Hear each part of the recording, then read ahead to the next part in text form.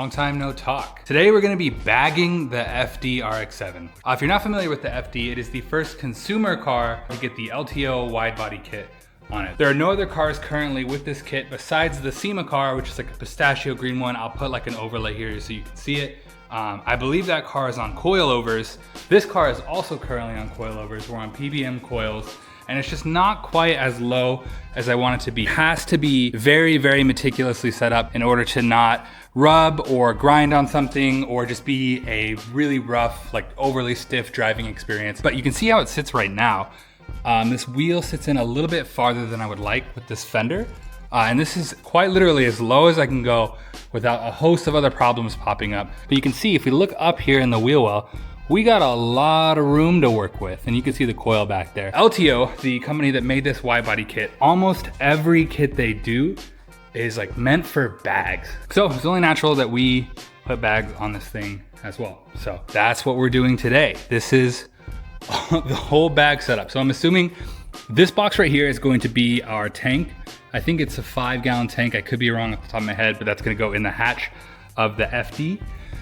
This box, if I had to take a guess, is gonna be all of the electronics, all of the line, the individual compressors and all of that. We got 2 compressors set up. And then these 2 boxes right here are the Bag Rider Super Low for the RX7. These are of course, the actual struts and bags themselves. Our good friend Terry, he runs a company called Northwest Auto. He's a good buddy of mine. He helps me with a lot of the work on a lot of our cars. He's gonna be coming over here in a little bit, and then we're gonna get these popped open. We're gonna take a look. Majority of the morning has actually been dealing with these boxes right here, which were actually a limited run steering wheel that we released. This is what it looks like. Super happy with this. These sold out. We made 100 of them. They sold out in 20 minutes, which was insane. So I've been getting these packed. Obviously I have to go through every single one of these and make sure that they are in perfect condition and that there are no issues with any of them.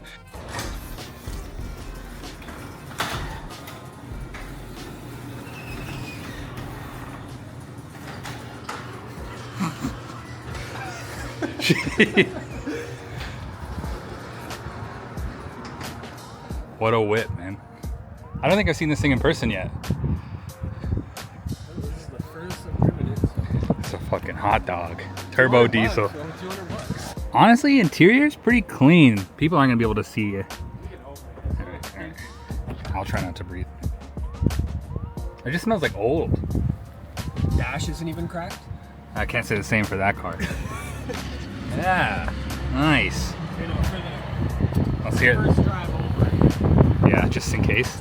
Let's hear this old door sound. Oh, that's good. So I was just telling Terry about I over-tightened the coil pack and shredded the bolt. How bad does it look? You know, I do like that you it's in there. You at least put this back. Yeah. Just so in notice. case. Yeah, that's not sticking out very far, unfortunately. That's gonna be a little bit of work. Yeah, so the bolt right now, it's not sticking out, so you can't like grab it with like pliers and try and like twist it or anything. It's basically flush with the valve cover. So basically, you're gonna drill a hole. We'll pretend This is broken. it's broken. You'll drill a hole in the top, right? And you'll get the hole in there. And then after you do that, take this little guy. And this is like an extractor. Yeah, you'll bit. hammer it into the middle. And with the way the threads are reversed, when you're turning it to pull it out, these are going to be biting into the bolt. inside. And then it'll pull it out. And then it'll pull it out. So there you go. If you over tighten a bolt and snap it in half, which actually for the FD, I've done probably a dozen times because of how rusty those were, that's a way to get them out. I think a lot of the FD ones we just left in the bolt holes though. We're gonna talk about that.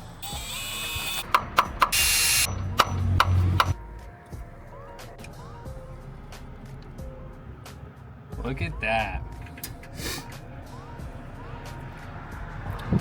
What do we say? 240. Northwest Auto, if you get your coil pack bolt split in half, you can stay out in the snow. All right, let's get to work on these bags. Couple stickers for the toolbox.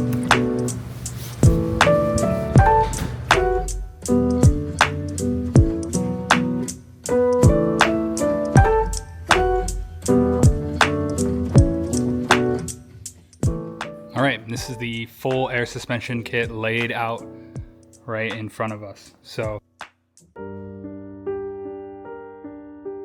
we have airline harness, secondary harness. We have these dampeners, which will actually go on the bottom of the compressors to stop the vibration. We have lines, rears, the tank itself. Looks like some more additional line, wiring harnesses, front, and then the 2 compressors. Will the hatch close with that right there? Let's find out. Go ahead and slowly bring it down and we'll take a look. Oh yeah. Yeah, so on top of the sub box for the tank could work. Honestly, what would be cool, I don't think this can, yeah. Compressors in that? Yeah.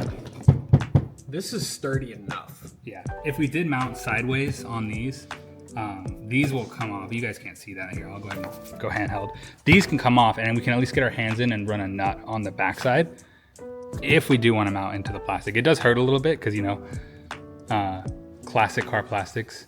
But yeah, he immediately points out stuff like this. But a lot of you guys probably aren't aware, but RX7s are known for how brittle the plastics that Mazda used really is. And so stuff like that is very, very common.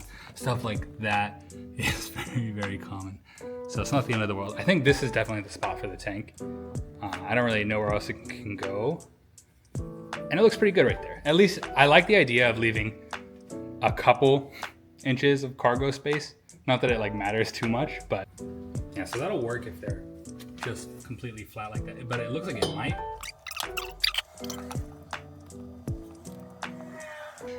In my opinion, I feel like this is the setup. If these will reach the tank okay, and I think that they will. But having the branding for the crossbar and then with the airlift here, and you can see like all parts of the setup, I think is really nice. And then it does give a little bit more slack for cables. It'll be nice because you won't see any of the cables, pretty much. Yeah. Like the airlines can go right back to behind the sub. Yeah. But then the benefit of it, this being more forward, is that the bend for those lines isn't so aggressive. Yeah. The amp is also there, which is a little scary, right? So I don't think you guys can even see this. I'll point this out. But this box that the compressors are sitting on right now, that's actually a subwoofer. And then you can see tucked behind it, right there. I'll point it out. Set you guys. If you go down Lower. Yeah, right here. This is an amp. It's a very small one. It's not a big deal, but it is important to considering the electronics next to all the lines and stuff. All right, this car hasn't been started in like 3 weeks, 2 weeks, 3 weeks, a little bit more. I'm gonna see if we can actually get it going here. Yeah, it's dead.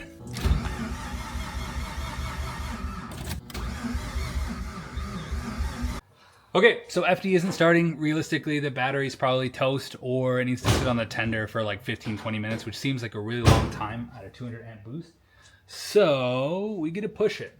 So we're gonna push it. Yeah. So excited.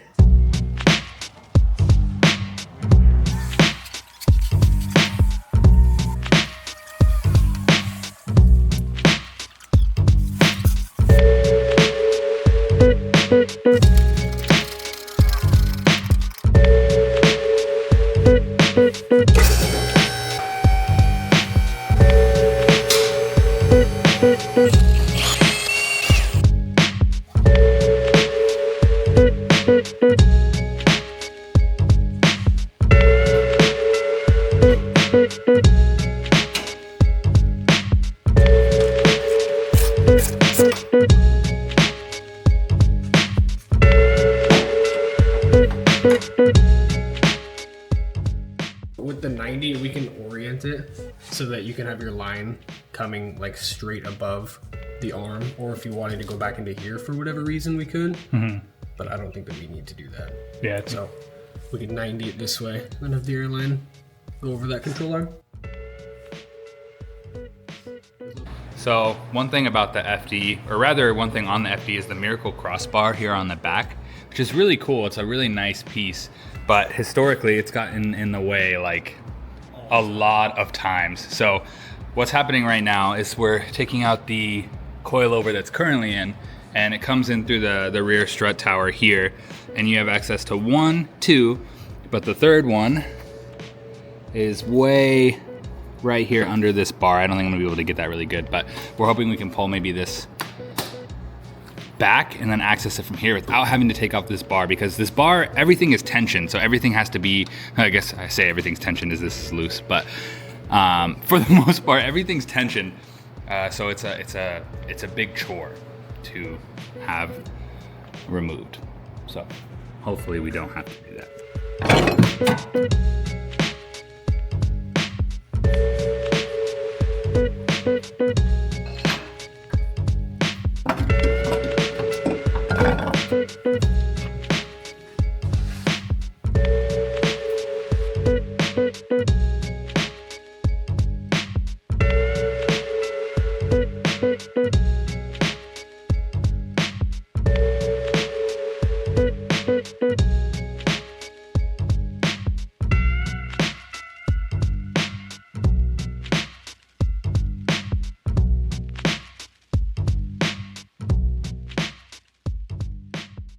To make non-OEM stuff work, sometimes you have to do non-OEM things, which includes cutting a very, very nice black OE carpet to run airlines. Burrito review. Ooh, Diesel posted a video. Ooh, what did you post? Square body and durability test. Mm. Square body is like those older Chevy pickups that everybody drives. Yeah.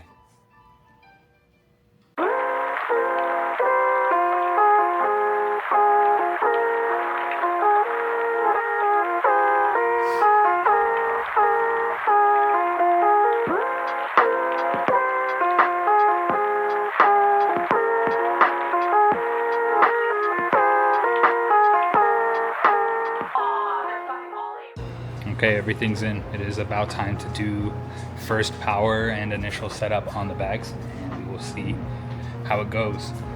On a 1 to 10, how confident do you feel? 10. Huh? 10. 10? Nice. I also feel 10. So it's been a little bit since we had the camera on. We tried to air out a little bit earlier, and it was hitting on the lip on the front a little bit. Terry cut out quite a lot of fiberglass. You can actually see it here. But we think it should work now. We're finishing Velcroing down the management onto the carpet just because that's a little bit easier and it's more than enough to keep it in place. And we will test again shortly.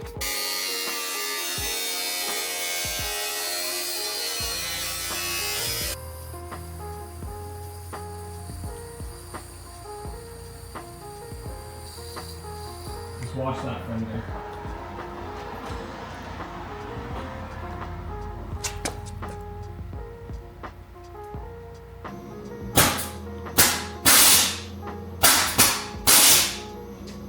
Professional at this airlift stuff. Do you want to see how it's looking on the other side? That's what I'm worried about. This is at 30 psi. It's okay over here still.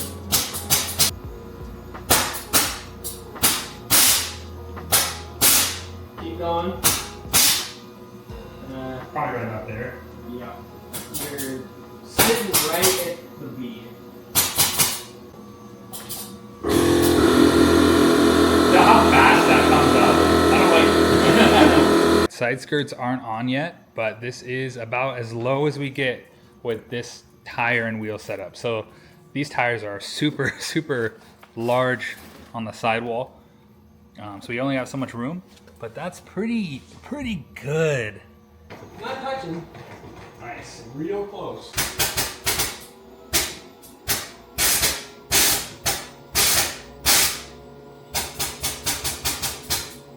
With a more aggressive tire stretch, we'll definitely be able to go lower than this, but overall, that is quite nice. I would say it's probably 2 inches or so, and that is a finished install.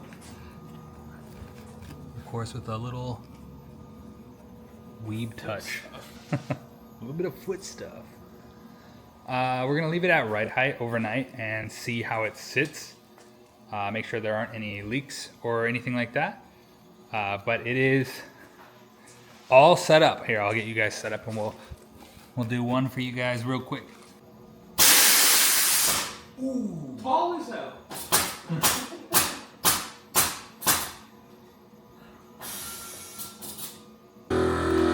I know this is the first video in a long time, but hopefully it was entertaining and you enjoyed the install on the bags for the FD. I'm not sure what we have planned next, but appreciate you sticking around. Consider subscribing. If you're in the Pacific Northwest and you need work done on your car, Washington primarily, but I'm sure he's willing to travel for the right job, Northwest Auto. Thank you guys.